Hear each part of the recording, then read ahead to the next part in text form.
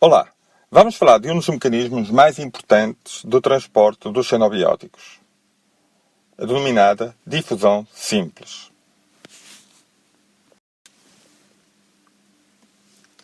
Assim, no final desta unidade, pretendemos que consigam descrever a difusão simples como mecanismo de transporte de xenobióticos e relacioná-la com a lei de Fick.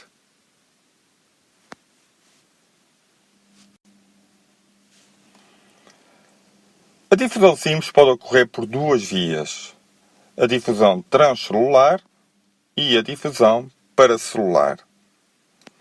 A difusão transcelular é aquela que ocorre através da bicamada fosfolipídica.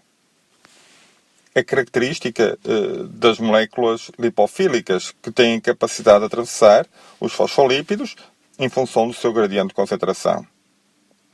É também passível de ocorrer para moléculas sem carga, de baixo peso molecular e não polares, como aquilo que ocorre no caso do oxigênio, do dióxido de carbono e da água, que atravessam a membrana através da presença de poros.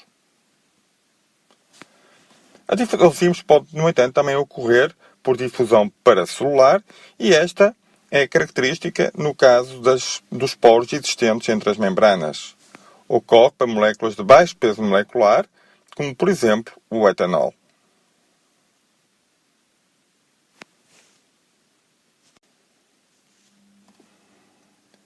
A difusão simples é, assim, um mecanismo mais importante de absorção.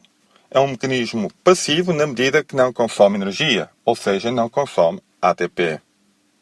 E é um mecanismo cuja velocidade de difusão é diretamente proporcional ao gradiente de concentração.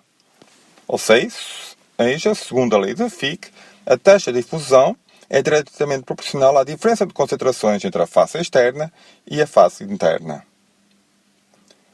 Há, no entanto, outros parâmetros para os quais a taxa de difusão fica dependente. Um deles é a área de absorção. Assim, quanto maior a área de absorção, maior a taxa de difusão. Por outro lado, a espessura da membrana também influencia neste sentido contrário, ou seja, é inversamente proporcional. Quanto maior a espessura da membrana, menor será a taxa de difusão.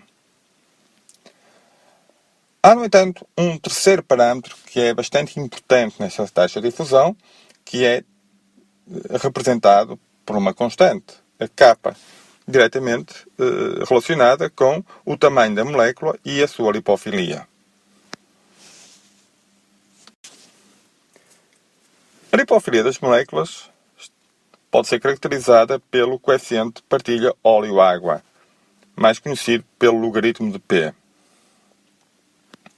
O logaritmo de P é definido como uma razão de concentrações de um composto no seu estado neutro da fase ectonólica sobre a fase aquosa. Ou seja, quanto maior a quantidade de composto presente na fase octanólica, maior a sua lipofilia e maior o logaritmo de P. Existem, inclusive, tabelas que nos permitem comparar as lipofilias entre moléculas. Podemos, então, aqui verificar que, por exemplo, a glucose é mais lipofílica que a glicina. Ou que o acetato de chumbo é mais lipofílico que a cisteína. Estas tabelas permitem-nos, de alguma forma, prever a capacidade que os compostos têm de atravessar a membrana por difusão passiva.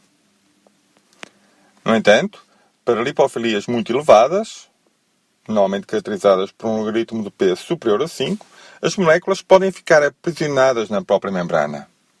Ou seja, podem ficar aprisionadas no interior da membrana, junto às cadeias hidrocarbonadas. É aquilo que acontece com pesticidas como o DDT ou com poluentes como o TCDD, mais conhecido por dioxina. Obrigado pela vossa atenção.